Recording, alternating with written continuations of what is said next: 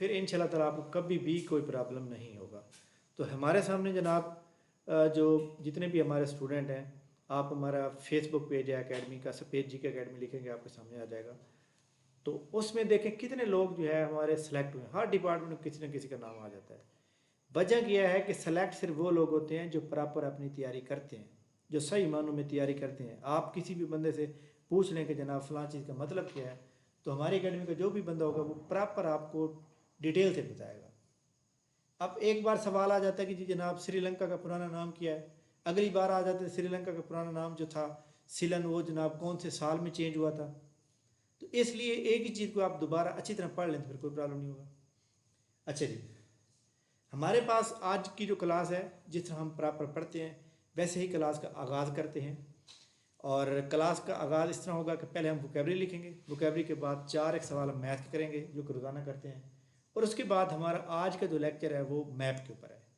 क्योंकि पहले 3 दिन जो है हम वर्ल्ड जनरल नॉलेज को देते हैं, क्योंकि पेपर के अंदर सबसे ज़्यादा वर्ल्ड जी के आता है। तो वर्ल्ड जनरल नॉलेज में आप आज हमारा जो लेक्चर है वो अफ्रीका कॉन्टिनेंट पे है। ठीक हो गया। अच्छा जी, क्लास शुरू करने से पहले मैं बता दूं, ओल्ड स्टूडेंट को पता है, न्यू स्टूडेंट को बता दूं कि जब हमारी क्लास ख़त्म होगी तो हमारे ये प्रॉपर स्क्रीनशॉट आपको ग्रुप में आएंगे, रिकॉर्ड वीडियो आपके पास आएगी। रिकॉर्ड वीडियो की जो है वो प्राइवेसी होती है, उसके ऊपर हर बंदा उसको नहीं देख सकता, सिर्फ रजिस्टर्ड स्टूडेंट ही देख सकते हैं। उसके बाद आपको हम मॉडल पेपर भेज सकते हैं, डाटा भेज सकते हैं, प्रॉपर उनके जवाब टिक लगे होते हैं और आपने उनको याद करना होता है। अगले दिन पूरा डाटा जो आपको क्लास ली गई और जो आपको डाटा शेयर किया गया, उस तमाम चीज़ों में से आपका टेस्ट होता है। जिस तरह कि आज मैंने ग्रुप के अंदर सैंपल के तौर पे टेस्ट भी शेयर किया। ठीक हो गया। एनी क्वेश्चन जनाब आपकी तरफ से तो बता दें। तो ये हमारा जो सेशन है ये एक्चुअली 8 अक्टूबर से स्टार्ट है, जिसकी 20 क्लासें हो चुकी हैं। न्यू स्टूडेंट जो भी होगा उसको 20 क्लासेस की रिकॉर्डिंग भी मिल जाएगी, उसको तमाम PDF के नोट्स भी मिल जाएंगे, वो हर चीज़ मुकम्मल महफूज मौजूद है। और ये सेशन जो है हमारा 31 दिसंबर को कंप्लीट हो जाएगा। एक और गुड न्यूज़ आपके लिए ये है कि जनाब आप जानते हैं कि स्पेशल पर्सन जो है वो जनाब आपको पता है कोर्ट में गए थे और उन्होंने कहा था कि सर हमारी जो है सीटें नहीं दी गई, 3% कोटा है हर सीटों के अंदर। तो हाई कोर्ट ने उनका कोटा बहाल कर दिया और PPSC की वेबसाइट पर देख लें, कोरी एजेंडा आया हुआ है और उसके अंदर स्पेशल पर्सन कर सकते हैं। स्पेशल पर्सन वो लोग होते हैं जो मतलब है कि किसी की हेल्प के ज़रिए से जो है पेपर करवा रहे होते हैं। अब जब स्पेशल पर्सन इंटर हो गए हैं तो स्पेशल पर्सन के लिए जनाब याद रखिएगा, स्पेशल पर्सन की वजह से तहसीलदार का जो सिलेबस है वो चेंज हो रहा है। ठीक है, क्योंकि स्पेशल पर्सन तो ऐसे नहीं लिख सकता ना। स्पेशल पर्सन जो है वो जनाब वाला उर्दू का ऐसे नहीं लिख सकता, उर्दू का पूरा पेपर नहीं कर सकता। तो लिहाजा इसके लिए जनाब तमाम स्टूडेंट याद रखिएगा कि आप लोग जो है ये तहसीलदार के जो पेपर हैं वो MCQs में आ रहे हैं, 2 पेपर आ रहे हैं या 3 भी हो सकते हैं, लेकिन MCQs में हो गए। ये मैं आपको पैट खबर बता रहा हूँ क्योंकि हमारे सामने हमें पता होता है कि कौन सी चीज़ तब्दीली हो सकती है। हाँ अलबत्ता स्पेशल पर्सन ना होते फिर पेपर वैसे ही 4 जिस तरह थे वैसे ही होंगे। तो कोरी एजेंडा भी इंशाल्लाह बहुत जल्द आएगा। ठीक हो गया। तो जनाब आप अपना वॉल्यूम अनम्यूट करके अपनी कोई भी बात है पूछ सकते हैं और उसके बाद आप वॉल्यूम को म्यूट कर देंगे। ठीक है। आपने एक मैसेज किया कि सर कोई भाई जिसने फ़ीस पे की हो काइंडली इनबॉक्स हाफ कर लें, रिकॉर्डिंग सेंड कर दिया करो। वाह भाई वाह यार आप फीस नहीं पे कर सकते ना मोहम्मद उस्मान साहब, आप मेरे पे फ्री पढ़ लें, कोई बात नहीं है। ठीक है, अब खोल के बात करेंगे और डायरेक्ट मुझसे बात करें, स्टूडेंट को छोड़ दें। अच्छा जी, क्लास का जनाब आगाज़ करते हैं। अगर आपने कोई सवाल पूछना है ना तो वो बता दें। Anyone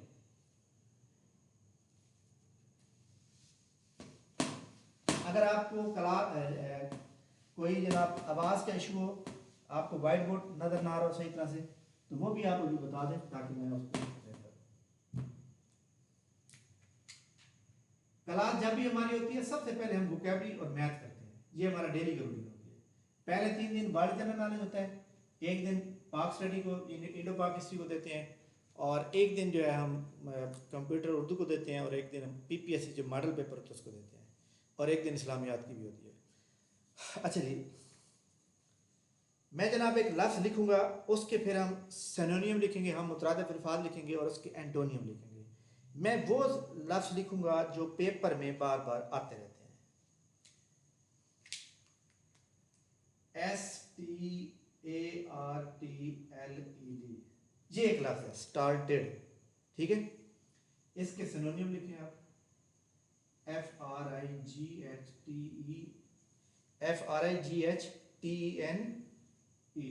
frightened. फ्राइटेंड के साथ आप लिखेंगे SHOCKED, शॉक्ड, ठीक हो गया। इसके उलट लिखें, उलट क्या है, WAVERINGLY,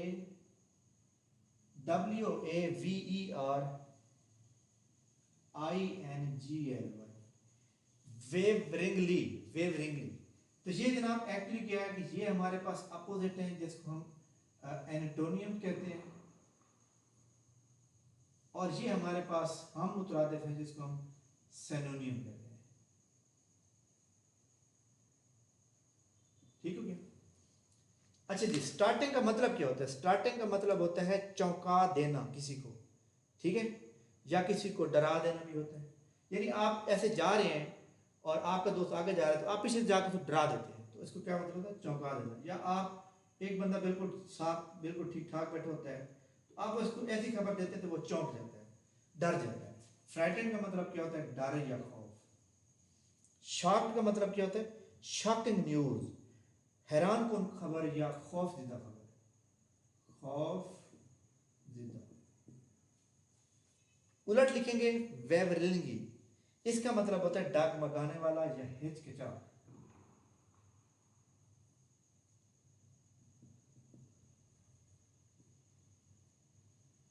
एक बंदा हिचकिचाहट है, परेशान जरूर है थोड़ा सा, लेकिन वो डरा हुआ नहीं है कि आगे पता नहीं क्या हो रहा है, उसको सही बात क्लियर नहीं नजर आ रही। इसका इस लफ्ज का जो उलट बनेगा वो वेवरिंगली बनेगा। नेक्स्ट लिखते हैं STEEP, STEEP, स्टीप। स्टीप के साथ आप लिखें COURSE, कोर्स, LOFTY, लॉफ्टी। इसके उलट लिखेंगे FLAT, flat, GRADUAL, gradual. Steep का मतलब होता है जनाब नामुनासिब या ढलवान, यानी आप जो है एक जगह से जाते हैं, रास्ता जो है ना वो हमवार नहीं है, सही नहीं है, ढलवान है उसके अंदर। कोर्स का मतलब होता है जनाब रास्ता, ऐसा रास्ता जो मतलब बराबर हमवार ना हो, खरदरा रास्ता भी कह सकते हैं। LOFTY, लोफ्टी का मतलब होता है जनाब बुलंद या सरकश या नामुनासिब कह सकते हैं, नामुनासिब। FLAT, flat. फ्लैट का मतलब होता है वो चीज जो बिल्कुल हमवार। ग्रेजुअल का मतलब क्या होता है? रफ्ता रफ्ता, ऐसा रफ्ता रफ्ता। देखिए जी, आप ऐसे गाड़ी जा रही है आपकी, आगे यकदम ऊंची जगह आती है तो आपकी गाड़ी ऊपर चली जाती है, ना हमवार होगी। लेकिन अगर वही गाड़ी जा रही है और ऐसे ऐसे ऊपर जा रही है, स्लो स्लो रफ्ता रफ्ता, तो ग्रेजुअली जो है ऊपर सड़क आ रही है। तो यार ये एक लफ्ज है और इसके ये सिनोनिम है, ये इसके उलट है। नेक्स्ट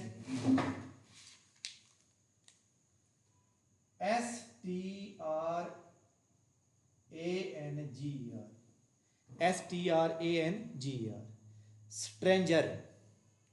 स्ट्रेंजर के साथ आप लिखेंगे immigrant, IMMIGRANT, immigrant, GUEST, guest. ये वो मैं सिनोनियम या एंटोनियम बता रहा हूं जो पेपर में आते रहते हैं या रिपीट हुए हैं। उलट लिखें NATION, नेशनल, ACQUAI,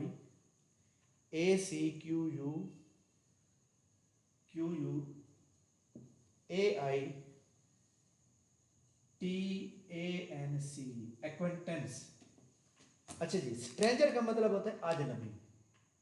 अगर एक बंदा हमारे मुल्क में आ जाए बाहर के मुल्क का, तो हमारे लिए क्या होगा? अजनबी होगा। इमिग्रेंट का मतलब होता है मुहाजिर, यानी ऐसा बंदा जो हिजरत करके आया हो। गेस्ट का मतलब होता है मेहमान। मेहमान वो बंदा होता है जो बाहर से आया हो, किसी और शहर से आया हो, किसी और बस्ती से आया हो। नेशनल का मतलब होता है जनाब कौमी, जो एक ही मुल्क का हो, कौमी बशिंदा। एक्वेंटेंस का मतलब होता है वाकफियत।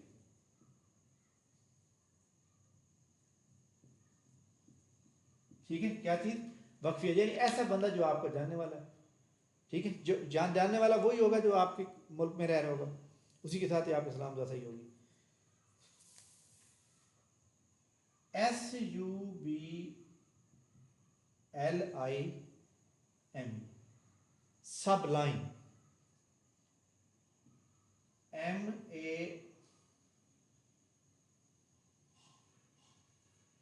MAGNIFICENT,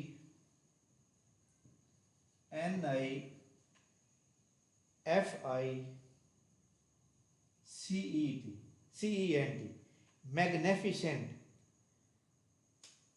eminent, EMINENT, eminent.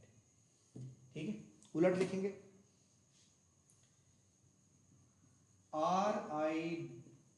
RIDI, ready,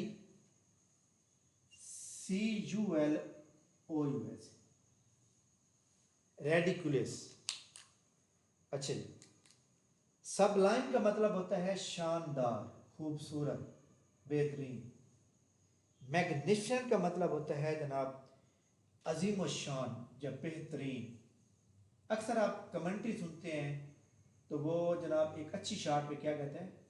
magnificent short. Eminent का मतलब होता है जनाब बहुत बुलंद, बहुत आला, बहुत आला। रेडिकुलस का मतलब होता है जनाब मुज़हका खेज, ना मुनासिब, ना माकूल या गैर माकूल कहते हैं, गैर माकूल, ना मुनासिब। अच्छा, आखिरी आखिरी लिखें SUCCINCT,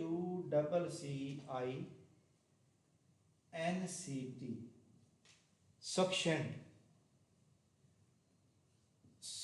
CONISE, concise, TERSE, terrace. उलट लिखेंगे LENGHTY, lengthy, POLIT, polite. Suction का मतलब होता है जनाब ऐसी चीज जो बिल्कुल मुख्तसर हो, मुख्तसर। कंसाइज का मतलब होता है जनाब जामिया। जामिया वो चीज होती है जो बिल्कुल टाइम नहीं वेस्ट करती, बहुत थोड़ी सी होती है, समझ आ जाती है। TERS, टेरेस का मतलब होता है जनाब मुख्तसर। ठीक है, ये जो टेरेस होती है ना, हमारे घरों के साथ सीढ़ी लगी होती है, वो भी जनाब आपको ऊपर जो है मतलब दूसरी मंजिल पे लगाने के लिए क्या मुख्तसर रास्ता प्रोवाइड करती है। LENTHY, lengthy. लेंथी का मतलब होता है तवील या लंबा। POLIT, पोलाइट का मतलब होता है खुश मिजाज या फिर शैस्ता। जो बंदा खुश मिजाज होगा, खुश इखलाक होगा, उसके साथ हर बंदा जनाब बात करने को दिल करेगा और बैठा रहेगा। ठीक है, लेकिन जो बंदा जनाब वाला पोलाइटली नहीं होगा तो वो हम क्या करेंगे? मुख्तसर बात की जाएगी। अच्छा जी जनाब, इसका स्क्रीन शॉट ले लें। नसीम क्लास में मौजूद है? स्टार्टेड का मतलब चौंका देना, फ्राइटेंड डर, शॉक खौफ ज़दा, वेबरेंगली हिचकिचाहट परेशान, स्टीप ढलवान, कोर्स रास्ता, लॉफ्टी मुनासिब नामुनासिब, फ्लैट हमवार, ग्रेजुअल रफ्ता रफ्ता, स्ट्रेंजर अजनबी, इमिग्रेंट मुहाजिर, गेस्ट मेहमान, नेशनल कौमी, एक्वेंटेंस वाकफियत, सबलाइम शानदार, मैग्निफिसेंट अजीम शान, एमिनेंट बहुत आला, रेडिकुलस गैर मकबूल। सक्शन का मतलब मुख्तसर, कंसाइज जामिया, टेरस मुख्तसर, लेंथी तवील, पोलाइट खुश मिजाज, खुश इखलाक या शाइस्ता। अच्छा जी, एक स्टूडेंट ने मुझसे सवाल किया था कि सर जो आप जो क्लास एक ही दिन में आपने इतने सब्जेक्ट पढ़ा दिए हैं तो ये क्या। जनाब बात याद रखिएगा कि अगर हम एक ही सब्जेक्ट के ऊपर 15-20 दिन लगाएं, एक महीना लगाएं, वो आपके 5 नंबर तैयार होंगे। जब हम थोड़ा थोड़ा टच करेंगे हर सब्जेक्ट को तो उससे आपके काफ़ी सवाल तैयार हो जाएंगे। तो लिहाजा इस बात को आपने टेंशन नहीं लेनी, ठीक है, क्योंकि आपको नहीं पता कि तैयारी किस तरह होती है। आगे जनाब हम 4 से 5 सवाल करेंगे मैथमेटिक्स।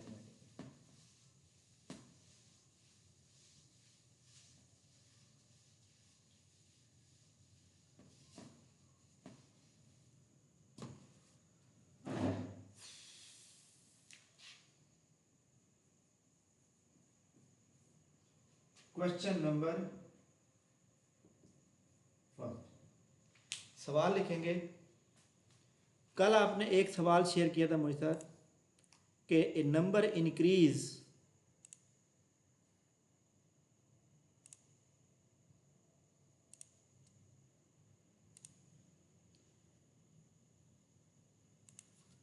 हाँ जी, A number increase 245 is to ratio 7/9। ठीक है, यहाँ पे ए नंबर नहीं लिखे बल्कि लिखे what number increase, what number increase. अब देखिए हमारे सामने क्या है, यहाँ पे आप क्या लिखेंगे,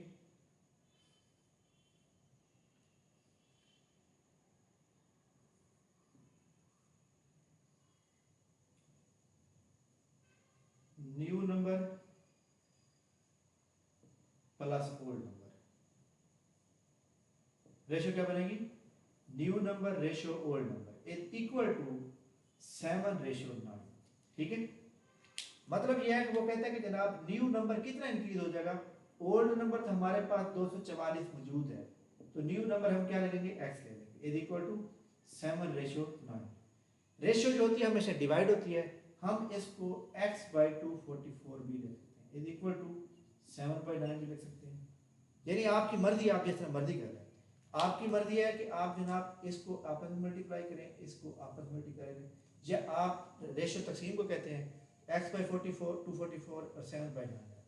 तो यहाँ पे हम क्या करेंगे, क्रॉस मल्टीप्लेक्शन करेंगे, तो जवाब क्या आ जाएगा, 9x is equal to 244 multiply में 7।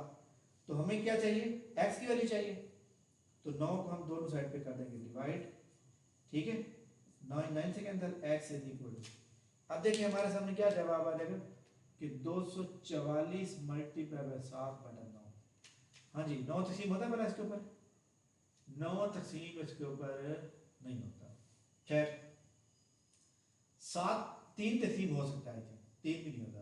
चले 244 को जनाब ज़रब दें आप 7 के साथ, 7 चौक 28 हासिल 2, 7 चौक 28 और 2 30 हासिल 3, 3 7 और 14 और 3 17, 1708 पे आप क्या करेंगे, ये 9 डिवाइड कर दें, 9 हिकम 9, जवाब कितना आ जाएगा, 8 आ जाएगा, ऊपर से 0, 9 को 8 से मल्टीप्लाई करें तो ये जनाब 72 आ जाएगा, बाकी बच गया 8, ऊपर से 8 उतारा तो 9 को जनाब ज़रब दें 9 के साथ 81 आ जाएगा, बाकी बच गया 7, यहाँ पॉइंट लगा के 0 लगाएं तो 9, यानी जवाब आ जाएगा 189.7। ठीक है, वो जो पेपर में सवाल दिया हुआ ना, ये उसके अंदर वो गलत दिया, दुरुस्त जवाब ये है। ठीक है, अच्छा जी, वो रात इसलिए जो है हमारे पास वो सवाल गलत हो रहा था जी। जनाब आप में से किसी बंदे को ये सवाल की समझ ना आई हो तभी आप पूछ सकते हैं। क्वेश्चन नंबर 2,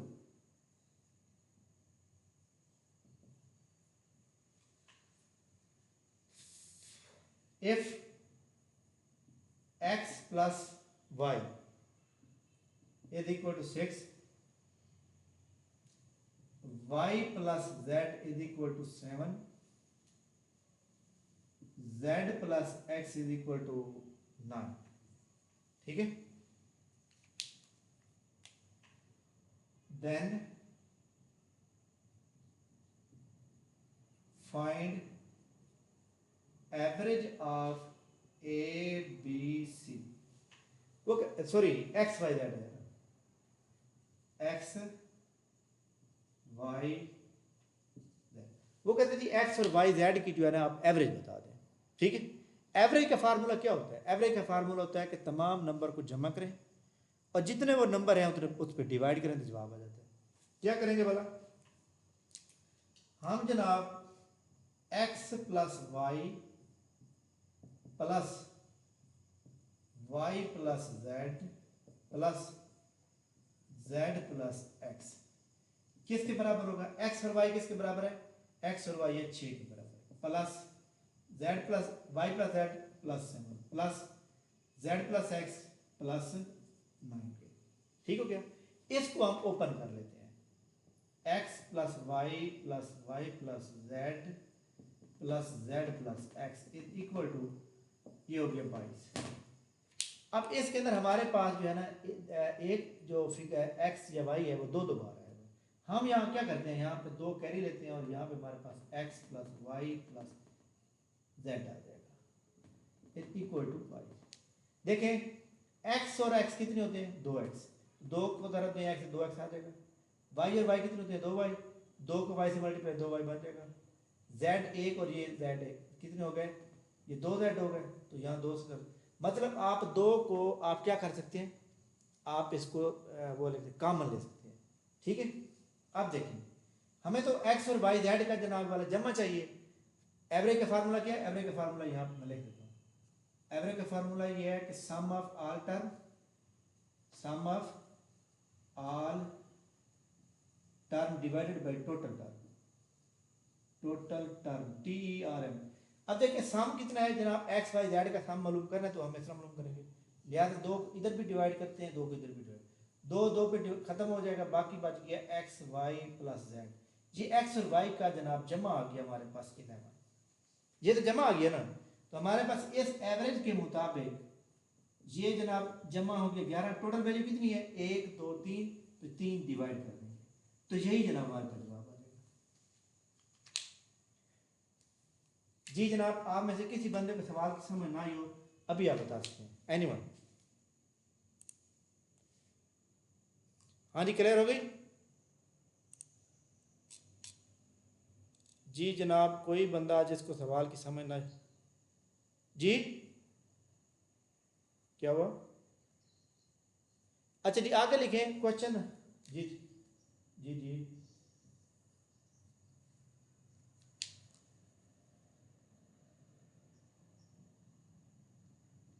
वो कहते हैं कि what number increase to 44 is to ratio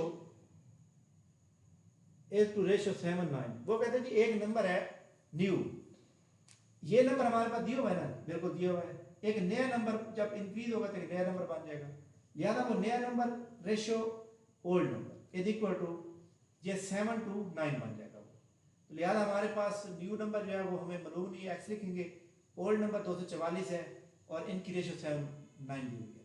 x ratio 244 को हम एक्स डिवाइडेड बाई 244 भी तो रख सकते हैं, क्योंकि रेशो का मतलब तकसीम होता है, डिवाइड होता है, और ये 7/9 आ जाएगा। क्रॉस मल्टीप्लिकेशन करेंगे, हल करेंगे तो x बराबर ही आ जाएगा। क्वेश्चन नेक्स्ट लिखें, एक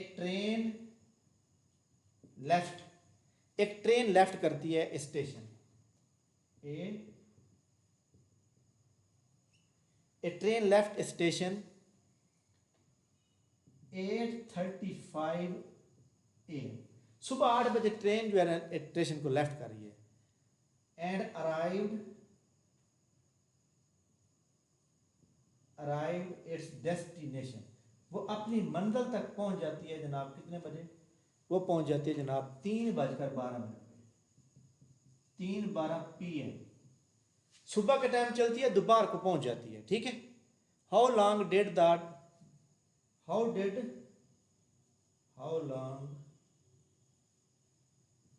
डिड जर्नी कंप्लीट, वो कहते हैं कितने टाइम के अंदर जो है उसने ये काम जो है कंप्लीट किया, ठीक है। देखिए जी हमारे सामने बिल्कुल सिंपल सी बात है, इंतहाई सिंपल की बात है कि आप जो है सवाल को ईज़िली जो है कर सकते हैं बिल्कुल, और इसमें कोई मतलब है साइंस वाली बात नहीं है। आपकी घड़ी के ऊपर जो है ना, या तो 12 का टाइम होता है या 24 वाला फॉर्मेट होता है ना। आप अपनी घड़ी पे फॉर्मेट को चेंज करें 24 वाला, ठीक है।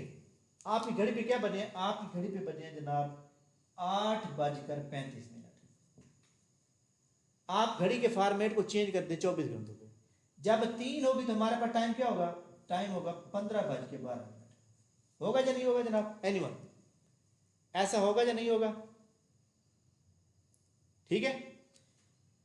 अब देखें हमारे सामने, हम अपने फिंगर टिप पे काउंट कर सकते हैं। देखें मैं कहता हूं जी वो जो गाड़ी है ना, वो 8:12 की बजाय ना 15 की बजाय ना, वो जनाब गाड़ी पहुंचती है वहां पे स्टेशन पे 15:35 पे। 15 डायरेक्ट टाइम बता दें। अब देखें जनाब 9:35 पे 1 घंटा हो गया, 10:35 पे 2 घंटे हो गए, 11:35 पे 3 घंटे हो गए, 12:35 पे 4 हो गए, 13:35 पे 5 हो गए, 14:35 पे 6 हो गए, और 15:35 पे 7 घंटे हो गए। लेकिन 7 घंटे होने में यहाँ पे कितना मिनट रहते थे बताएं, क्योंकि ये तो 12 मिनट पे पहुंच गया ना, 12 पूरे तो नहीं बने। बताएं जनाब, इसका मतलब है 7 घंटे पूरे नहीं हुए, 6 घंटे। जी जनाब, 7 घंटे में से 23 मिनट निकालेंगे। यार देखो ना, मुझे एक बात बताओ, ये 3:12 है, 3:35 के लिए कितने मिनट दरकार है आपको बताएं? आपकी घड़ी, और 37 आपको जमा नफी भी नहीं आता, कोई बात नहीं। 6 घंटे और 37 मिनट, 6 आवर मिनट। समझ आ गई है सवाल की, समझ आ गई है एनीवन? जी जनाब, आपको सवाल की समझ आ गई है नहीं आई?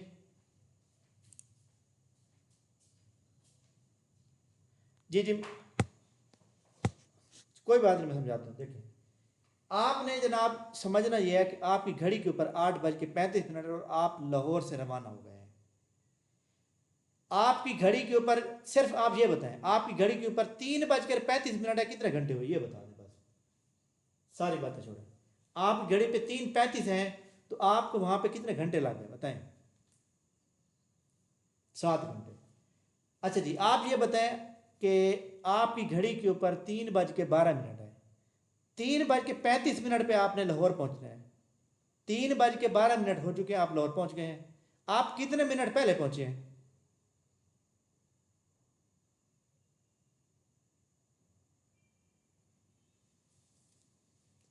बताएं?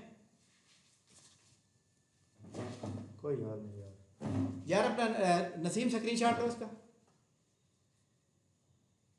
ले लिए?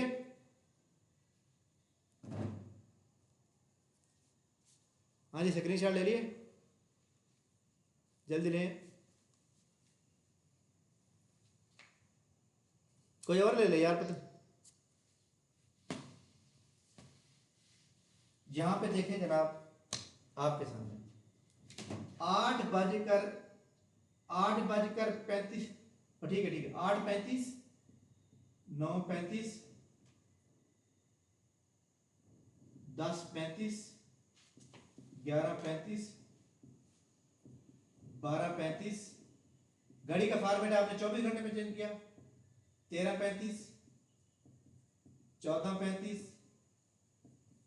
15:35 हो गया। हाँ जी, जब 9:35 हो गए तो 1 घंटा हो गया, 2 घंटे, 3 घंटे, 4 घंटे, 5 घंटे, 6 घंटे, 7 घंटे। 7 घंटे आपको लगे हैं लाहौर पहुंचने में। हाँ जी बताएं, इस पॉइंट के ऊपर आपको क्लियर हुई? यहां तक बात क्लियर है? बताएं जनाब। ओके, आप यहां पे 35 मिनट पे नहीं पहुंचे, आप 23 मिनट पहले पहुंचे। कैसे? ये देखिए आपकी घड़ी के ऊपर है 3:12। एक बंदे की घड़ी पे है 3:35। अब बताएं 12 और 35 में कितना फर्क है? 23 मिनट, यानी कि 23 मिनट आप पहले पहुंच गए हैं। तो 23 मिनट जब पहले पहुंचे हैं तो जनाब 6 घंटे और 37 मिनट नहीं लगेंगे।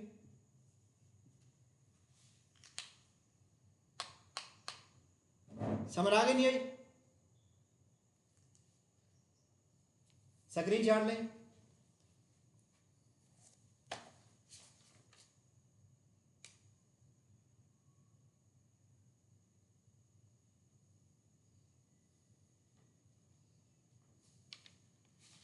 आखिरी सवाल, एज वाला एक सवाल है, 3-4 बंदों का इशू है। स्क्रीन शॉट ले लिए?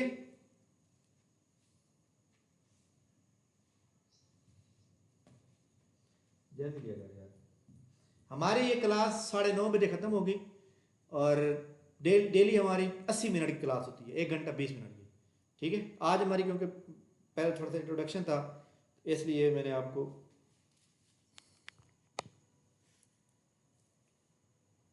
नेक्स्ट क्लास इंशाल्लाह ताला राइट टाइम 8 बजे स्टार्ट करेंगे, क्योंकि आगे सर्दियाँ आ रही हैं तो काफ़ी सारे स्टूडेंट जो है 9 बजे सो जाते हैं। चलिए जी आगे चलते हैं जनाब, हमारे पास आखिरी सवाल है और उसके बाद फिर हम कॉन्टिनेंट अफ्रीका पे आ जाएंगे।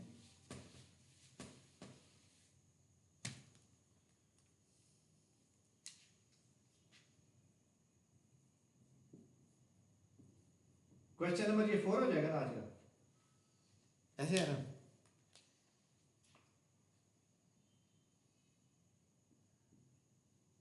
Average age of A B and C is 45 years. ठीक हो गया पहली स्टेटमेंट। दूसरी है average age of A B is 40 year, ये थर्ड स्टेटमेंट। चौथी है, तीसरी स्टेटमेंट है average age of B C is 43 years. Calculate क्या करना है, फाइंड एज ऑफ बी। जी जनाब, क्लास में जितने स्टूडेंट मौजूद हैं ये बताइए ये सवाल किस किस को आता है? पहले नंबर पे ये बताएं, आता है किसी को? आई थिंक अगर आता भी है तो भूल गया। ठीक, खैर देखें जी जनाब, हमारे सामने ये सवाल तो इकट्ठा दिया होगा लेकिन मैं स्टेटमेंट अलग इसलिए लिखे ताकि आपको समझ आ सके। सबसे पहले स्टेटमेंट है कि एवरेज एज जो है ए बी सी की 45 है। एवरेज का मतलब क्या होता है कि जिसमें तमाम लोगों को सम किया जाएगा और सम करने के बाद मल्टीप्लाई किया जाएगा। हम पहली स्टेटमेंट को देखते हैं। पहली स्टेटमेंट टोटल एज मालूम करते हैं। एवरेज का फार्मूला क्या है? एवरेज का फार्मूला ये है सम ऑफ ऑल टर्म्स। ये फार्मूला मैं एक ही बार लिख देता हूँ, total term divided by total total. बताया जनाब, पहली स्टेटमेंट में एवरेज दी हुई है, दी हुई कितनी? 45। किस किस की दी हुई है? वो कहते हैं जी ए प्लस बी प्लस सी, क्योंकि सम करना है ना। डिवाइडेड बाय कितनी टर्म है? 1 2 3, तो 3 आ जाएगा। नीचे एक लिख दें, क्रॉस मल्टीप्लिकेशन करें तो जवाब क्या आ जाएगा? A plus B plus C is equal to 45 को 3 से मल्टीप्लाई करेंगे तो 135 ईयर आ जाएगी टोटल। यहाँ पे हम क्या पहले करेंगे? Total age find. ये एक हिंट दिया आपको, ठीक है। नंबर नेक्स्ट, ये हमारे पास क्या आ गया? ये नंबर फर्स्ट आ गया जो हमने ये वाला लगाया, ये नंबर 3 हो गया। नंबर 2 क्या है कि ए बी की कितनी है? 40 है। ये देखें, अब मैं डायरेक्ट फार्मूला लिखूंगा, डायरेक्ट वैल्यू पुट करूंगा। A plus B is equal to, ये 2 नीचे आ जाएगा तो लिहाजा ए प्लस बी की उम्र कितनी बन जाएगी? 80 साल। ये हमारे पास स्टेटमेंट नंबर हो गई 2। Statement number 3, average A B and C. B C कितनी एवरेज है? 43 is equal to B plus C divided by 2, एक लगा देंगे तो बी प्लस सी की उम्र आ जाएगी 86 ईयर।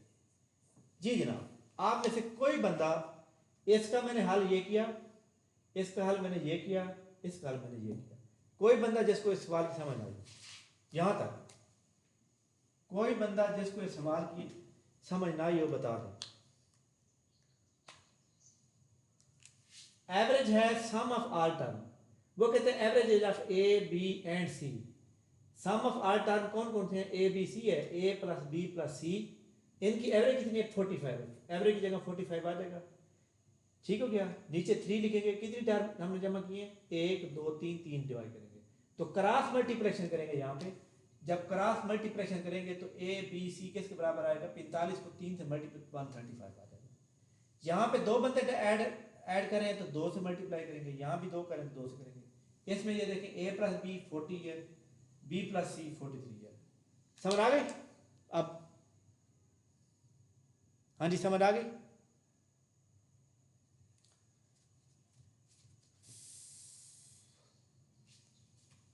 जी फीमेल जिनको समझ नहीं आ रही थी आपकी समझ जल्दी बताया करें। आगे उसने क्या बताया, उस वो ये कहना चाह रहा है कि आप बी की उम्र मुझे बता दें, किसकी उम्र बता दें, बी की उम्र। अब मुझे एक सवाल का आप जवाब दें कि हम क्या करेंगे भला। हम जनाब फॉर एग्जाम्पल मैं लिखता हूँ कि ए प्लस बी प्लस सी की उम्र टोटल कितनी है 135 है। अगर मैं बी प्लस सी की उम्र ऐड करता हूँ, ठीक है, तो मेरे पास ए की उम्र आ जाएगी। बी प्लस सी की उम्र कितनी आ रही है 86, A plus 86 is equal to 135, A is equal to 135, इधर ये प्लस का इधर जाकर माइनस हो जाएगा। ए की उम्र कितनी आ जाएगी जनाब 14 और 35 49 साल आ जाएगी। अब मैं क्या करता हूं कि मेरे पास जनाब ए और बी की उम्र मौजूद है यहाँ पर, ये देखें ए प्लस बी की उम्र कितनी बराबर है 80 साल के। मैं जनाब क्या करता हूँ, ए की जगह 49 लिख देता हूँ, बी की उम्र का मुझे नहीं पता, यहाँ पर 80 लिख देता हूँ। बी इज इक्वल टू 80, ये इधर जाकर माइनस कर देता हूँ 49, तो बी की उम्र कितनी आ जाएगी 31 आ जाएगी। जी जनाब, तो बी की उम्र मालूम करनी थी 31। एनीवन जिसको सवाल समझ ना आए, सवाल वो बड़ा मैंने तरतीब से किया, बड़ा स्टेप से किया है, उम्मीद है कि किसी बंदे का कोई इशू रह नहीं गया होगा। चलें जी, फियाज साहब आपको समझ आ गई तो मेरे ख्याल में बाकी सबको आ गई होगी। स्क्रीन शॉट लेंगे।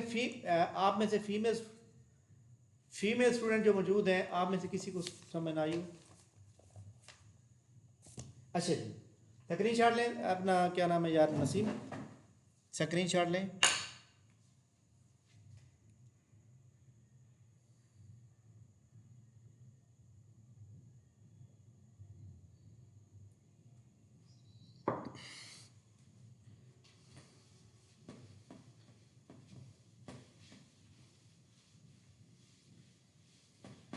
जो भी न्यू स्टूडेंट रजिस्टर्ड होगा उनको जनाब साउथ अमेरिका और वर्ल्ड मैप रिकॉर्ड लेक्चर दिया जाएगा, जो कि हमारे पास मौजूद है।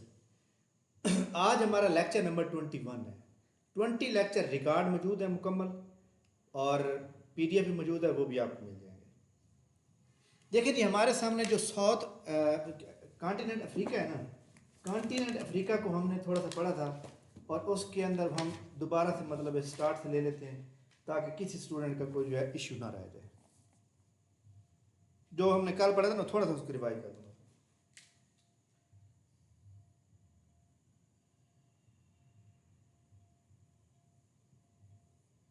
ये पूरी दुनिया का नक्शा है, और हमारे सामने क्या है कि हमारे बैक साइड पे साउथ है, हमारे सामने फ्रंट पे नॉर्थ है। इस साइड पे हमारे लेफ्ट साइड पे ईस्ट है, और हमारे सॉरी राइट साइड पे ईस्ट है, लेफ्ट साइड पे वेस्ट है। यहाँ से एक 0 डिग्री से एक लाइन स्टार्ट होती है, जिसको हम क्या कहते हैं, इक्वेटर लाइन कहते हैं, और एक नॉर्थ साइड से लाइन स्टार्ट होती है, साउथ तक जाती है, इसको प्राइम मेरिडियन लाइन कहते हैं। ये लेक्चर आपको मिल जाएगा, जो कि रिकॉर्ड में मौजूद है। और इसके दरमियान में यहाँ पे एक कॉन्टिनेंट मौजूद है, जिसका नाम है अफ्रीका। क्या नाम है भला? अफ्रीका। अफ्रीका कॉन्टिनेंट, इसको हम पढ़ रहे हैं।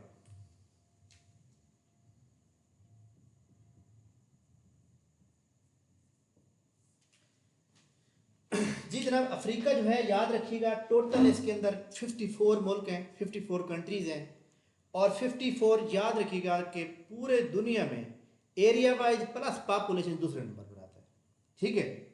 और इसके अंदर लार्जेस्ट सिटी कौन सा है, पॉपुलेटेड सिटी कौन सा है, एरिया वाइज कंट्री कौन सा है, पॉपुलेटेड एरिया कंट्री कौन सा है, स्मॉलेस्ट कंट्री कौन सा है, ये सारी बातें, लेक्स हो गए, अपना रिवर्स हो गए, और माउंटेन रेंजेस हो गई, डेजर्ट हो गया, और इसके अलावा आइलैंड हो गई, सारे तरतीब से पढ़ेंगे।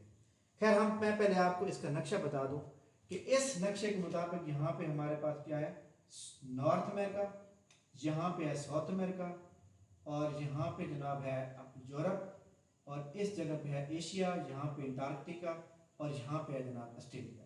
ठीक है, अच्छा जी, आप में से नसीम मुझे एक बात बताओ कि अफ्रीका का जो कॉन्टिनेंट है, अफ्रीका के कॉन्टिनेंट के नॉर्थ साइड पे कौन सा सी है, समंदर है? अच्छा जी, कौन सा समंदर एशिया और अफ्रीका को सेपरेट करता है? रेड सी। हजरत मूसा अलैहिस्सलाम ने कौन सा समंदर क्रॉस किया था? ओके जनाब, आगे देखिए जनाब, हमारे सामने मैंने आपको ये कहा कि अफ्रीका को आपने 5 हिस्सों में डिवाइड करना है। ठीक है, कैसे डिवाइड करना है? 5 हिस्सों में डिवाइड करना है।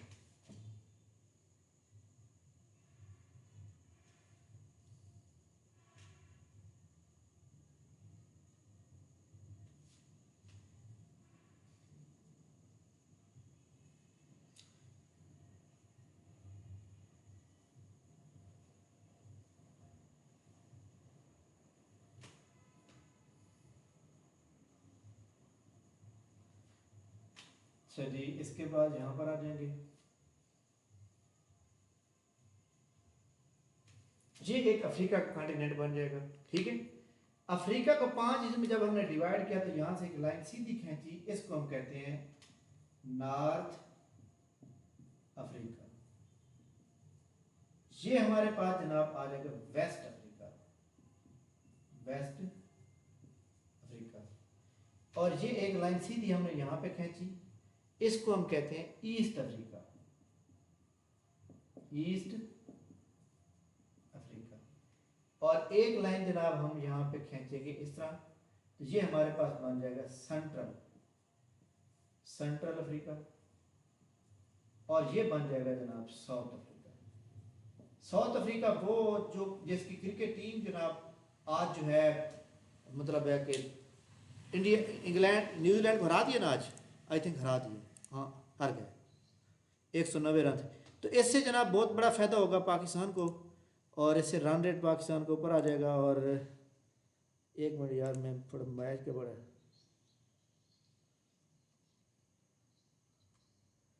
नहीं आप देखो ना, पाकिस्तान न्यूजीलैंड के रन पॉइंट्स जो है वो 7-4 जीते हैं, 8 पॉइंट है, ठीक हो गया। पर नहीं, पाकिस्तान 5वें नंबर पे अब, नहीं पाकिस्तान 5वें नंबर पे आ गया ना अब, लेकिन ये पाकिस्तान इसको हरा देता है ना, इसको न्यूजीलैंड को अच्छे मार्जिन से, पाकिस्तान ऊपर चले जाएगा। बहरहाल ये मैं आपको बता दूं कि ये जो क्रिकेट गेम है ना, इसके ऊपर ज़्यादा तवज्जो नहीं दिया करें, जहाँ पाकिस्तान की सारी क्रिकेट मैच बुक होती है।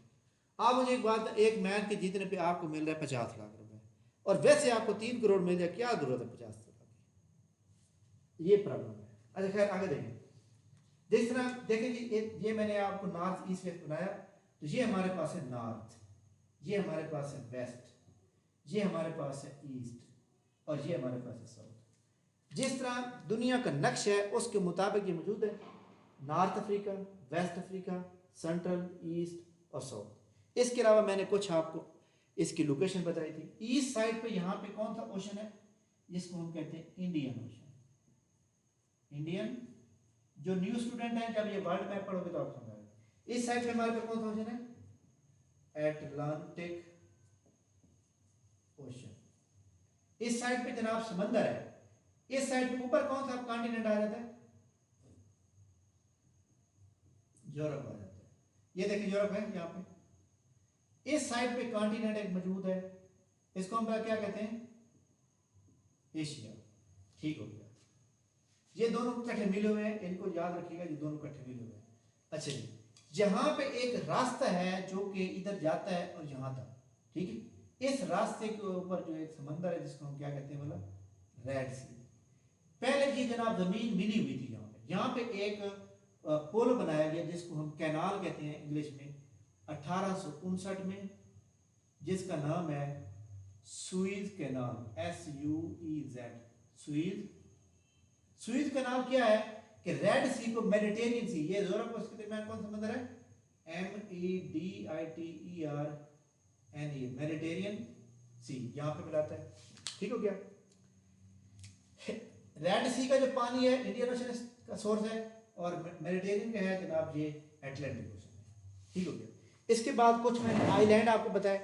एक आइलैंड है इसके अंदर बहुत ही इंपॉर्टेंट यहाँ पे, जिसको हम भला क्या कहते हैं, saint HELAN, Saint Helena island.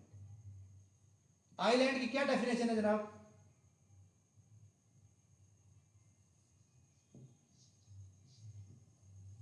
चारों तरफ पानी हो तो आइलैंड कहलाता है। ठीक हो गया। अच्छा जी, मेडागास्कर यहां पे मौजूद है, मेडागास्कर MEDAGGASCAR,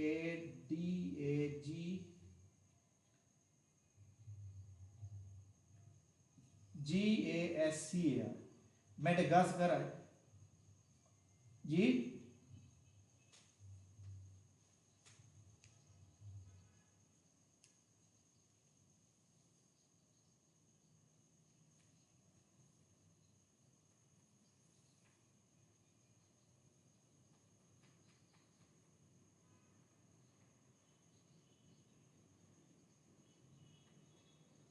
तो क्या हो गया, क्लास ले रही हो या रट्टा लगा रही हो? अच्छा जी, मैं समझ रहा था क्लास कोई सवाल पूछ रही हो। अच्छा जी, मेडागास्कर आइलैंड जो है ये सबसे बड़ा आइलैंड है अफ्रीका के अंदर। ठीक है, मेडागास्कर आइलैंड क्या है, सबसे बड़ा आइलैंड है। इसके साथ दो आइलैंड और है जो मैंने कल आपको बताए थे। यहाँ पे एक आइलैंड मौजूद है, इसका नाम है मॉरिटस, MAURITUS, मॉरिटस आइलैंड, मोरितानिया भी कहते हैं इसको। एक आइलैंड यहाँ पे मौजूद है, इसको हम क्या कहते हैं बोला, सेचलेस, SEYCHELLES, सेचलेस आइलैंड। तो ये थोड़े से मैंने आपको बताने थे। ये तीनों आइलैंड जो है इंडियन ओशन पर मौजूद है, सेंट हेलिना आइलैंड जो है अटलांटिक ओशन पर मौजूद है। अब हम इसकी कुछ हकीकत लिखेंगे कि इसकी हकीकत जो है वो क्या है, ताकि हमें सॉरी इसके मुल्क पहले लिख लें। हमारे पास जो नॉर्थ अफ्रीका है इसके अंदर जनाब टोटल 6 मुल्क हैं। ठीक है, वेस्ट अफ्रीका के अंदर जनाब टोटल 14 मुल्क हैं। सेंट्रल अफ्रीका के अंदर जितने टोटल मुल्क हैं 11। साउथ अफ्रीका के अंदर जनाब मुल्क हैं 7। ईस्ट अफ्रीका के अंदर मुल्क हैं 16। ठीक है, समझ आ गई।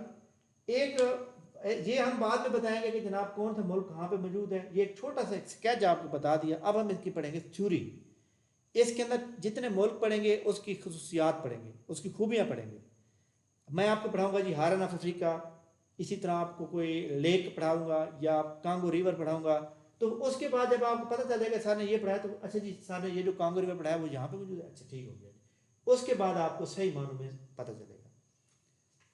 ये देखें वर्ल्ड मैप है, यहाँ से इक्वेटर लाइन गुजर रही है, तो अफ्रीका के दरमियान से गुजर रही है, नहीं गुजर रही, गुजर रही है। सबसे ज़्यादा इक्वेटर लाइन इसके अंदर 7 मुल्कों से गुजरती है। कितने मुल्कों से गुजर रही है? 7 मुल्कों से गुजरती है। तो 7 मुल्कों से गुजरती है और ये ऐसे गुजरती है, इस तरह। तो ये इस तरह गुजर रही है ना, तो यहाँ पे दरमियान में मुल्क आते हैं CR और DRC, democratic Republic of Congo और रिपब्लिक ऑफ कांगो, RC और DRC। रिपब्लिक ऑफ कांगो एक ऐसा मुल्क है जहाँ से जो है मतलब वो क्या कहते हैं, इक्वेटर लाइन 2 बार होती। कैसे बोला? वो मुल्क इस तरह बना हुआ है,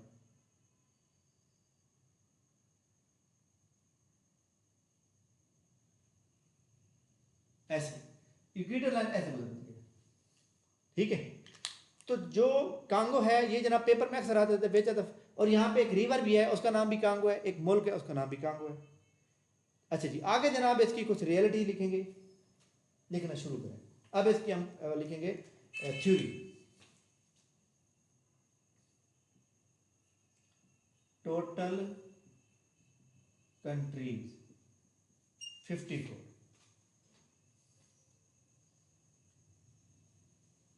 एरिया वाइज एंड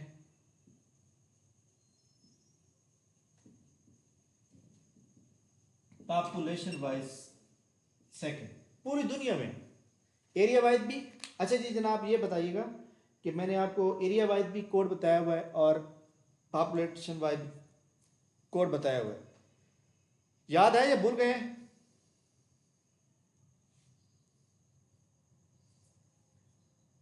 ये वाला वर्ल्ड मैप हम देखेंगे जब जो पुराने न्यू स्टूडेंट होगा तो उसको ये कोड याद हो जाएगा।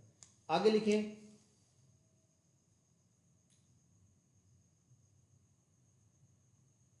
लार्जेस्ट सिटी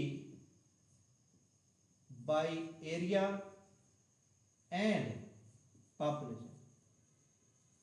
पॉपुलेशन वाइज भी और एरिया वाइज भी इसका सबसे ज्यादा बड़ा जो सिटी है वो जनाब LAGOS, लोगास। ये बताइएगा लोगास लेगोस जो है ये किस शहर मुल्क का शहर है?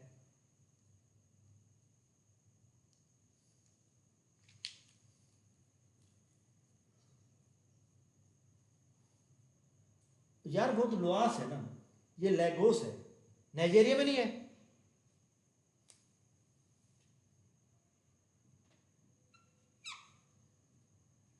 नए नाइजीरिया के अंदर आता है, ठीक है। अच्छा जी लिखें, लार्जेस्ट कंट्री बाय, वो है लोआस, LAOS, लोआस, ठीक है। अच्छा जी, largest country by population and area wise. तो ये एक अच्छी बात है कि इसके अंदर एरिया वाइज भी वही है, और सॉरी एरिया वाइज और है, सिर्फ पॉपुलेशन वाइज लिखें। पॉपुलेशन वाइज जो है ना वो है जनाब country Nigeria, NI, sorry population नहीं नाइजीरिया होगा, Nigeria. Area wise Algeria, NIGERI। Population wise जो है वो नाइजीरिया, ठीक है। पर अगर ये बात आ जाए largest country by area wise, area, तो वो है जनाब अल्जीरिया, ALGERI, अल्जीरिया, ठीक है। स्मॉलेस्ट कंट्री,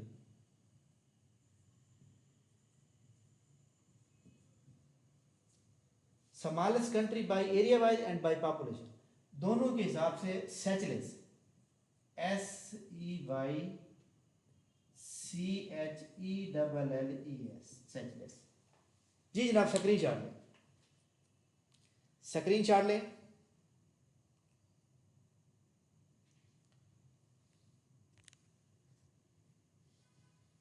अच्छा ये जो काफ़ी सारे लोग ये कहते हैं कि सारी रिकॉर्डिंग जो होती है वो मज़े की नहीं होती, ये वो भाई हमारा लेक्चर होता है जूम पे ऑनलाइन, आपको किसी ने रोका तो नहीं है ना जूम पे ना लेने की, ठीक है।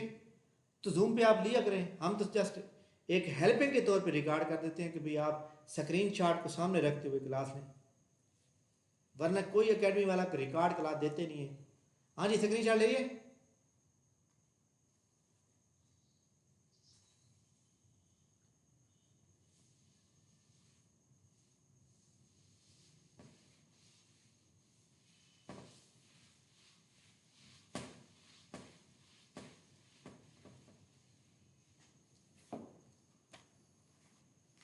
आगे लिखें,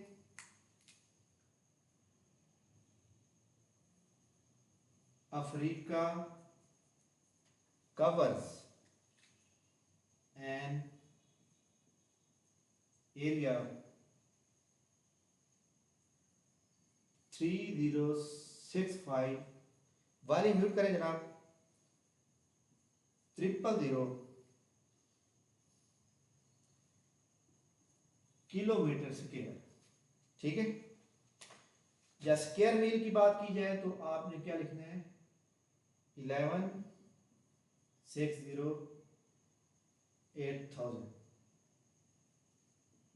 मील स्क्वायर, ठीक हो गया। अबाउट इट इज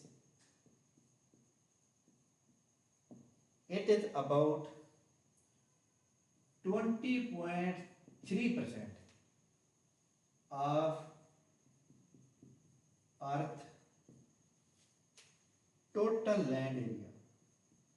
पूरी जो ज़मीन है ना उसका टोटल लैंड एरिया जो है उसका 23 अफ्रीका के पास है। ये वॉल्यूम किसका आना है जनाब? वॉल्यूम म्यूट रखें ताकि किसी बंदे को प्रॉब्लम ना हो। जुल्फ़कार अली वॉल्यूम म्यूट कर दें। अगर आपने कोई सवाल पूछना तो वॉल्यूम को ऑन करें, अगर नहीं पूछना तो वॉल्यूम म्यूट रखें क्योंकि आपकी आवाज़ फिर वहाँ जा रही है। अच्छा जी आगे लिखें। दुनिया का सबसे लॉन्गेस्ट रिवर दरिया नील। ठीक है, लिखें यहां पे लिखें NIL नाइल रिवर। यार वॉल्यूम म्यूट करें, किसका वॉल्यूम है?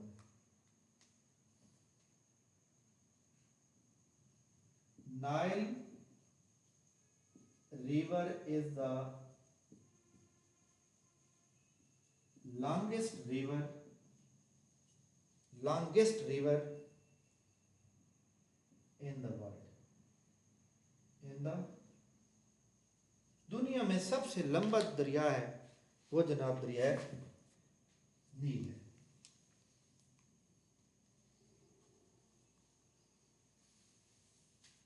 अच्छा जी आगे देखें।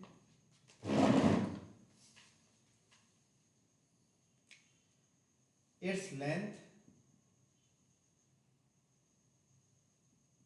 is 6670 kilometre, 6670 kilometre. And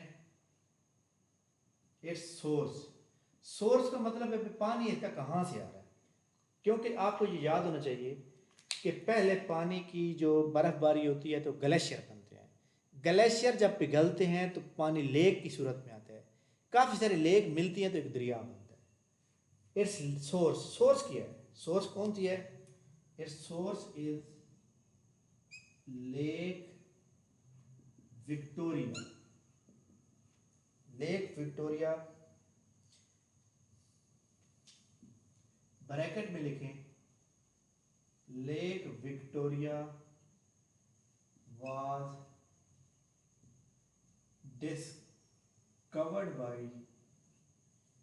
discovered by captain JOHN, captain Johan SPEK speak. ठीक है, lake Victoria was discovered by captain, यानी इसको डिस्कवर इसने किया था। ठीक है,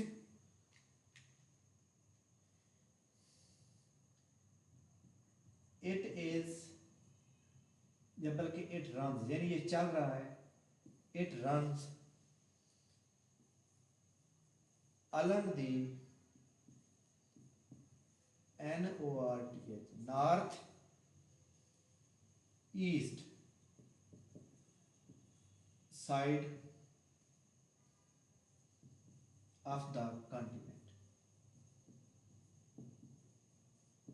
ठीक हो गया? देखें जी, मैं आपको बताऊं कि हमने एक छोटा सा कॉन्टिनेंट बनाने की कोशिश की थी, थोड़ा सा ऐसे। तो ये हमारे पास नॉर्थ हो गया, ये हमारे पास ईस्ट हो गया, ये सेंट्रल सो। तो ये जो दरिया है ना, ये दरिया जो चल रहा है ना वो यहाँ पे चल रहा है, इस जगह पे। ठीक है, ये हमारे पास नॉर्थ हो गया, ये हमारे पास ईस्ट हो गया, तो नॉर्थ ईस्ट। तो शक्ल से आपने याद रखना है।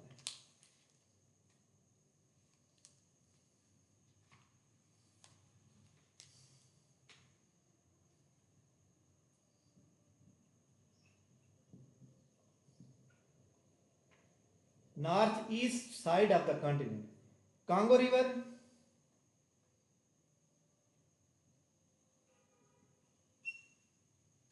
Niger river. वॉल्यूम म्यूट करेंगे तो तस्वीर आएगी ना। वॉल्यूम किसका होना है यार? जुल्फ़कार वॉल्यूम म्यूट कर दें। ये जुल्फ़कार आपका वॉल्यूम जो है ना बार बार ऑन हो रहा है, मैं आपको रोक रहा हूँ। तो बाकी लोगों को पिक्चर आपकी वजह से नज़र नहीं आ रही फिर, ठीक है, वॉल्यूम को म्यूट करें। अच्छा जी, Congo river, Niger river, ZAMBEZ है,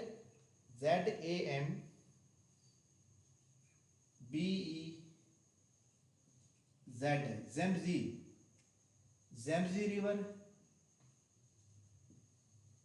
and Orange river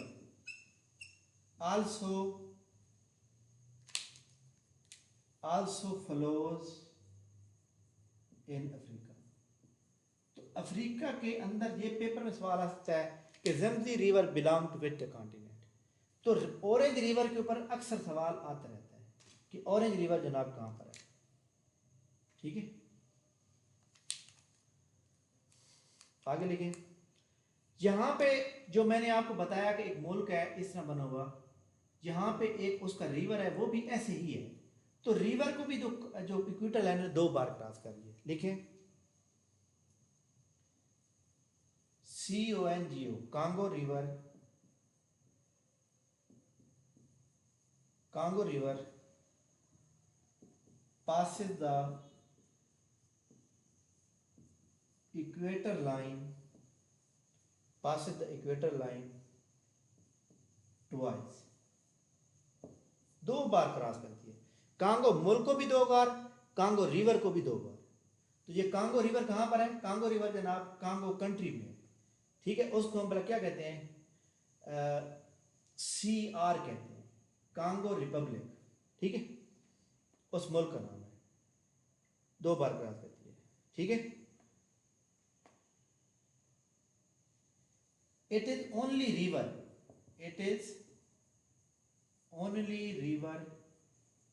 that flows both north and volume mute करें अपना सोबिया शाकिर, या आपका वॉल्यूम म्यूट होना चाहिए। चले मैंने कर दिया है। अच्छा जी, both north and south of equator,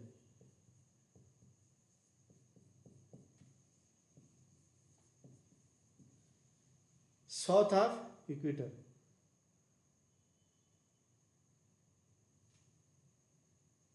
हाँ जी, चेक करें जनाब कि Congo river passes the equator line twice, it is only the river flows both north and south of equator, ठीक है। आगे लिखें,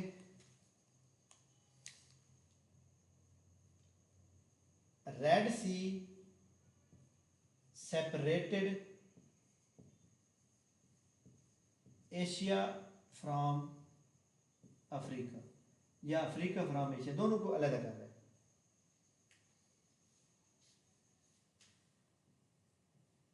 लीस्ट रेनफॉल, सबसे ज्यादा कम बारिश किस में होती है? इन वर्ल्ड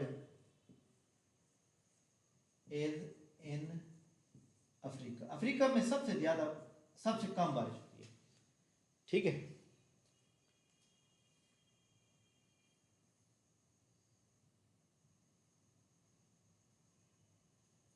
अच्छा जी, ये एक नक्शा है पूरी दुनिया का। यहाँ से इक्वेटर लाइन जा रही है, यहाँ से ट्रॉपिक ऑफ कैंसर जा रहा है, यहाँ से ट्रॉपिक ऑफ कैप्रिकॉर्न जा रहा है। अफ्रीका जो है ना, अफ्रीका का जो मुल्क है ना वो ऐसे ऐसे है, ठीक है। तो यहाँ पे हम क्या कहेंगे, यहाँ पे हम ये कहेंगे जनाब, जिन्होंने वर्ल्ड मैप पढ़ा हुआ है उनको सवाल ये समझ आ गया होगा। जिन्होंने वर्ल्ड मैप सही मानो, तो आप क्या लिखेंगे यहाँ पे? लिखें जनाब कि equator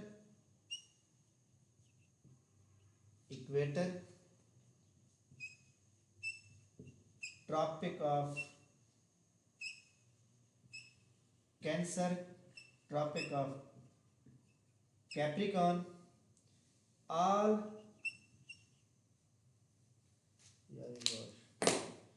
all runs through Africa, यानी ये सारे जो है अफ्रीका से गुजर रहे हैं। अफ्रीका से जो गुजर रहे हैं, जो जहाँ से जनाब ये इक्वेटर लाइन, ये दरमियान में इक्वेटर लाइन है, ये वो लाइन है जहाँ सूरज की जो वेव है वो चलती है, लहर है। और जहाँ ये गुजरेगी वहाँ पे बहुत ज़्यादा धूप होगी, और जिसकी वजह से उसके जो मुल्क के लोग होंगे वो ब्लैक होंगे। ठीक है, पाकिस्तान का जो मुल्क है वो यहाँ पे मौजूद है, इस जगह पे। स्क्रीन शॉट लें, स्क्रीन शॉट लें, ले लिया? आगे लिखें, आगे लिखें, आगे लिखें, आगे लिखें। इसके बाद ये मैं पूरा ओवरऑल अफ्रीका का बता रहा हूँ, उसके बाद मैं कंट्री बाय कंट्री बताऊंगा। जो मतलब है 54 कंट्रीज हैं, उसमें 5-10 कंट्री ऐसे होंगे जो छोड़ देंगे, जिनका सवाल पेपर में नहीं आते, या मतलब है कि थोड़ा थोड़ा करके सबका लिखेंगे। ठीक है,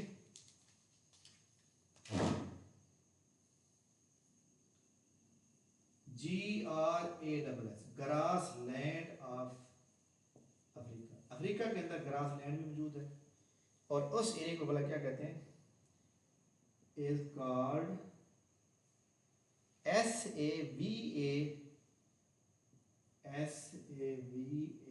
SAVANMS, सवानास। अब ये जो है ना एक मुल्क में मौजूद नहीं होगा, ये 2-3 मुल्कों में मौजूद होगा। ये हम जब मुल्क के बारे में पढ़ेंगे वो हमें बताएगा। ठीक है, नेक्स्ट, अक्सर पेपर में सवाल आता रहता है, BER, बर्बर ट्राइब, ट्राइब कहते हैं कबीले को, बर्बर tribe living in Africa.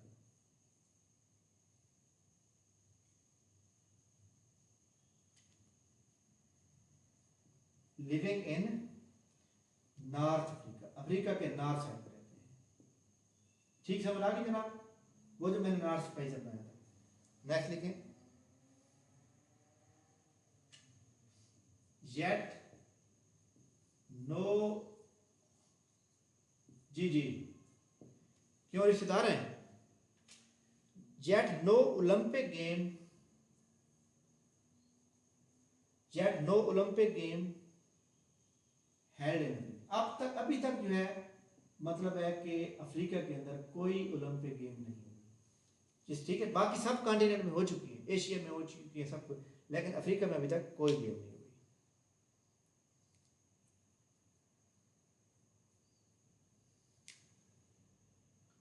LOWEST, lowest internet user in Africa.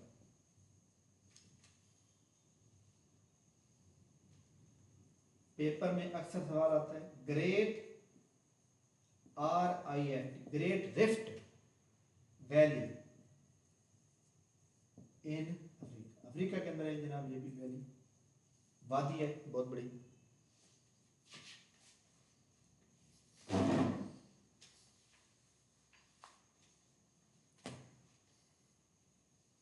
Africa reason, पूरे अफ्रीका रीजन को of the world was declared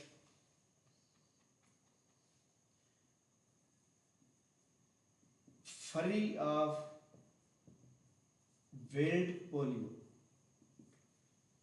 free of wild polio on कौन सी डेट को बोला कहा गया, 25 अगस्त 2020। ठीक हो गया, 2020 को जनाब ये डिक्लेयर किया गया कि जनाब यहाँ पे कोई पोलियो जंगली जैसे जानवर को हो जाता है तो उनके ऊपर कोई पोलियो नहीं होगा। ठीक हो गया, नेक्स्ट,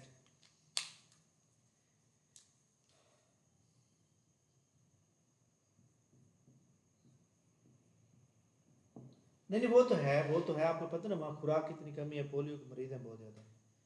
अच्छा जी, हाईएस्ट पॉइंट जो है वो क्या है, उसका नाम है मून, MT का मतलब होता है मून टाइम, KILIMANJAR,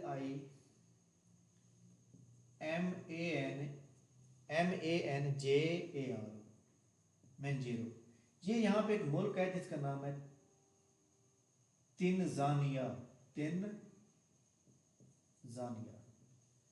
तंजानिया मुल्क है, TANZANIA, मैं लिख देता हूँ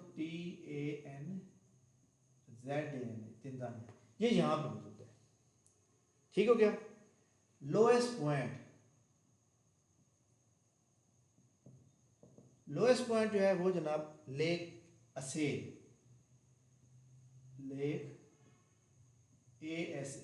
लेक असेल जो है ये जनाब जिबूटी के अंदर है, DGIBOUTI,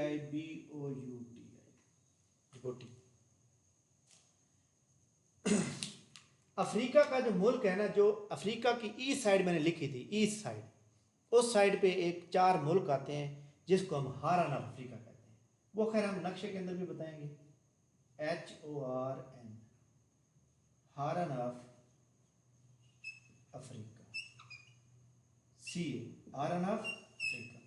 हारन ऑफ अफ्रीका का जो कोड है ना वो क्या है बोला, SEEDC, ये कोड है, इसको आपने याद रखना है। ठीक है।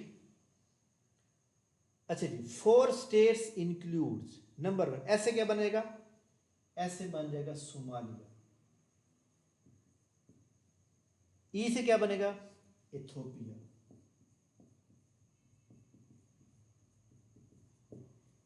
अगली ई से क्या बनेगा, इरेट्रिया, ERITREA, इरेट्रिया। और डी अभी जो हमने पढ़ा है डिबूटी, DIJIBOUT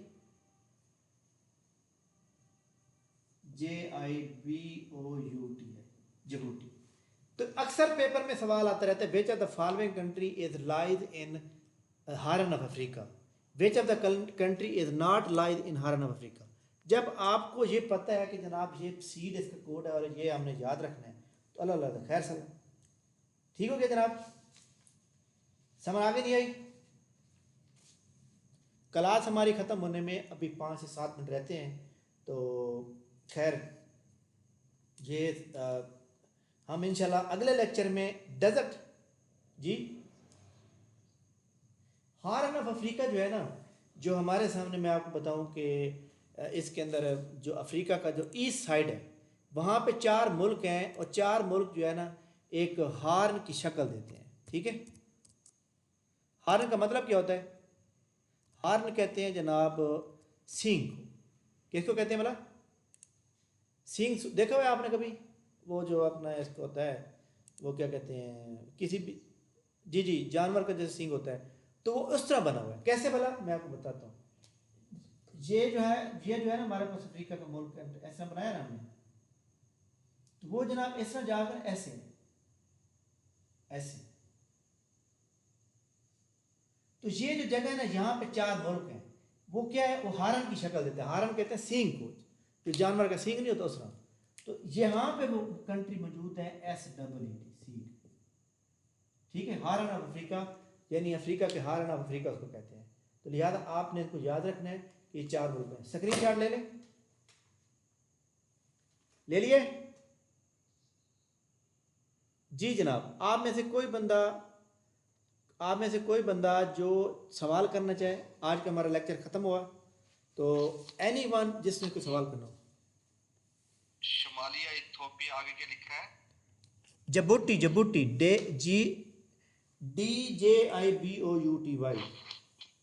जिबूटी से पहले ये कंट्री है जिबूटी भी।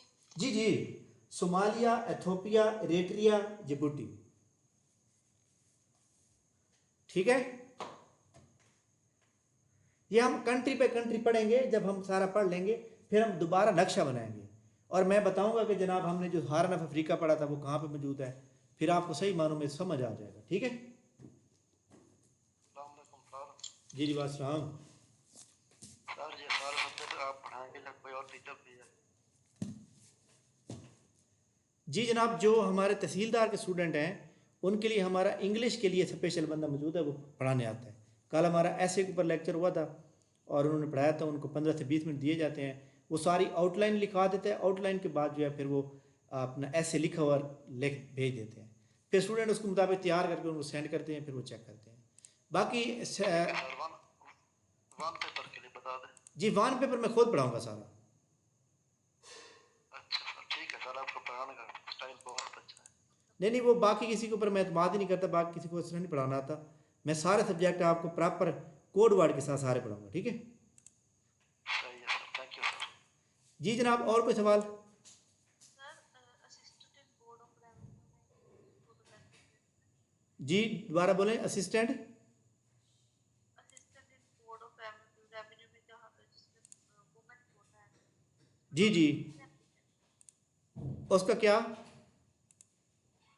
टोटल कितने एप्लीकेंट थे उसके, कितने लोगों ने अप्लाई किए? अच्छा अच्छा अच्छा, मैं आपको एक बात बता दूं कि ये जो मतलब है कि लोग पूछते हैं ना कि सर फलां जगह पे कितने लोगों ने अप्लाई किया है, तहसीलदार की सीट के ऊपर 1,03,000 लोगों ने अप्लाई किया, ठीक है। जिन लोगों ने मेहनत की प्रॉपर वो पास हो गए, जिन्होंने मेहनत नहीं की वो फिर पूछते रहते हैं कि तादाद कितनी है। तादाद को छोड़ें, आप इतना मेरिट ज़रूर बनाएं अपना कि जनाब एक सीट भी हो ना तो आपका नाम आना चाहिए, ठीक है। मैं अपनी मिसाल आपको देता हूँ, इसलिए दे रहा हूँ ताकि आप थोड़ा सा मतलब सबक सीखें। आप चेक करें कि वेलफेयर ऑफिसर की सीट है 17 ग्रेड की, डीजी खां बोर्ड में पीपीएससी के थ्रू, ठीक है। एक ही सीट थे, एक ही सीट पे मैंने अप्लाई किया। मैंने टेस्ट क्लियर किया, टेस्ट क्लियर करने के बाद मैंने प्रॉपर जो है उनका वो इंटरव्यू दिया, लेकिन मेरी मतलब है कि एक एमफिल बंदा था हाईली क्वालिफाइड, उनको रिकमेंड किया, मैं तीसरे नंबर पर रहा। तो मुझे इस बात का कोई अफसोस नहीं, मेरी जॉब नहीं हुई वहाँ पे, बट मैंने उनको कम्पीट तो किया ना। तो लिहाजा आप अपनी तैयारी इतनी ज़रूर करें। और ये जो आपको बताऊं कि 2 महीने का सेशन होता है फास्ट ट्रैक, ये सिर्फ उन लोगों के लिए होता है जो पहले तैयारी कर चुके होते हैं। जो बिल्कुल न्यू बंदा है ना, उसको कम से कम हमारे साथ 6 7 8 महीने लगाने चाहिए, फिर उनको सारे कॉन्टिनेंट आएंगे, फिर उनको सारी चीज़ें आएंगी, फिर ओवरऑल चीज़ समझ आएगी, ठीक है। अच्छा जी, आप कमेंट सेक्शन के अंदर पूछ लें कि सर फीस वगैरह कितनी होगी। आपने मुझे इस नंबर पे व्हाट्सएप मैसेज करेंगे, मैं आपको सारा तरीका बता देता हूँ। ये जो हमारी क्लास शुरू हुई थी 8 अक्टूबर को, पिछले सारे लेक्चर आपको रिकॉर्ड मिल जाएंगे। और पहले लोगों ने 10,000 फीस जमा करवा के रजिस्ट्रेशन करवाई हुई है। अब जो बंदे आ रहे हैं वो उनकी जो फीस होगी वो जनाब 8,000 होगी, उनको कम कर दी है, लेकिन लेक्चर उनको वो भी मिल जाएंगे।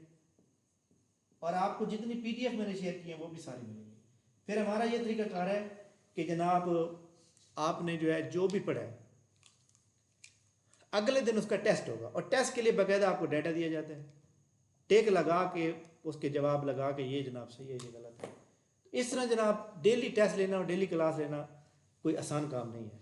मैंने अक्सर अकेडमी में मैं खुद पढ़ता रहा हूँ लाहौर के अंदर, तो वो सिर्फ पढ़ाते थे, टेस्ट लेते थे जनाब वाला बड़ी मुश्किल से कभी कभी लेते थे, ठीक है। तो ये चीज़ें जो है ना बड़ी अहम होती हैं, और इनको जो है आप अच्छी तरह अंडरस्टैंड कर सकते हैं।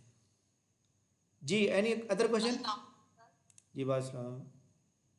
सर मेरा एक क्वेश्चन है कि अभी एक सिस्टर आई थी जो पोस्ट ऑफ असिस्टेंट के बारे में पूछ रही थी, जी जी, तो सर उसकी एक्सेप्टेड पेपर कब तक एक्सपेक्टेड? उसमें ना मैं आपको बताइए वो बात बता ही रहा था कि मैं भूल गया। उसमें 7 सीटें हैं और 8,300 कुछ लोगों ने अप्लाई किया हुआ है, ठीक है। और उसका जो पेपर होगा ना, उसका पेपर होगा कैनाल पटवारी का पेपर है 12 नवंबर को, उसका पेपर होगा नवंबर के आखिरी वीक में, आखिरी संडे में। और आखिरी संडे जो नवंबर का आ रहा है वो आ रहा है तकरीबन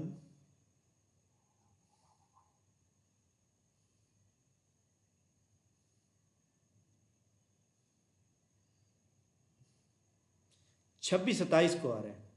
26-27 को भी हो सकता है या फिर 3-4 दिसंबर को भी हो सकता है, ठीक है। अस्सलाम वालेकुम सर। जी वालेकुम। सर मेरा क्वेश्चन है कि सर मैंने सुना है कि असिस्टेंट बोर्ड ऑफ रेवेन्यू और जो अब वैकेंसीज आई हैं असिस्टेंट की 22 रावलपिंडी पे, इनका जो पेपर है वो उपलब्ध हो रहा है? पेपर देखे ना, असिस्टेंट बोर्ड ऑफ रेवेन्यू ये सारा जो जिनका स्केल बराबर हो, जिनका सिलेबस बराबर हो, जिनकी क्वालिफिकेशन बिल्कुल बराबर हो, उनका क्लब पेपर होता है, ठीक है। ठीक है सर, थैंक यू सर। एक और क्वेश्चन है कि सर क्या आप साइंस का सेक्शन भी इसमें सारा कवर करेंगे? देखें ना, मैं आपको बताऊं जो 1 पेपर होता है ना उसमें 10 सब्जेक्ट हैं, current affair, science, everyday science, computer, Pak study, Islamic study, English, math, और इसके अलावा वर्ल्ड जीके। वर्ल्ड जीके के बाद कौन सा रह गया, उर्दू, ठीक है। करंट अफेयर के अंदर 2 चीज़ें हैं, करंट अफेयर के अंदर जो है अपना वर्ल्ड करंट अफेयर भी आ जाते हैं और करंट अफेयर पाकिस्तान भी आ जाते हैं, तो वो दोनों टोटल 10 सब्जेक्ट बन जाते हैं। तो ये मैं आपको जो है ना अपना PDF शेयर करता हूँ कि हमने क्या क्या चीज़ पढ़नी है, लेकिन इन 2 महीनों के अंदर हम कवर नहीं कर पाएंगे, ये बता दूँ आपको क्लियर, क्योंकि बाद में कोई बंदा शिकवा न करे सर आपने ये कहा तो ये था। तो उसके अंदर आपको 6-7 महीने पूरे हमारे पास जो स्टूडेंट जो क्लास में पुराने स्टूडेंट भी मौजूद हैं, हमारे पास क्लास में ऐसे स्टूडेंट भी मौजूद हैं जो इनकी जॉब होने के बावजूद भी वो पढ़ रहे हैं। वजह यह है कि वो चाहते हैं कि इससे भी अच्छी जॉब होनी चाहिए। ठीक है, जो बंदा अपने नॉलेज को रिफ्रेश रखता है, मुकम्मल तौर पे हर लिहाज से तरोताज़ा रखता है, वो कामयाब हो जाता है। सर आई नो सारा तो कंप्लीट नहीं हो सकता, लेकिन मैं ये पूछना चाह रही हूँ साइंस को टच किया जाएगा, मतलब कुछ उसका समझाया जाएगा? साइंस के ऊपर ना मैं आपको एक बात बताऊं, साइंस को हम थोड़ा सा टच करेंगे। उसमें जो सबसे अहम पोर्शन है हमारा विटामिन्स का है, ठीक है, उसके अंदर साइंटिफिक स्टडी हो गई। ये 2-3 टॉपिक हैं जो हम टच करेंगे, अदरवाइज इसके हम जितने भी पास पेपर हैं और जितने भी MCQ इंपॉर्टेंट उनका टेस्ट लेंगे। ठीक हो गया।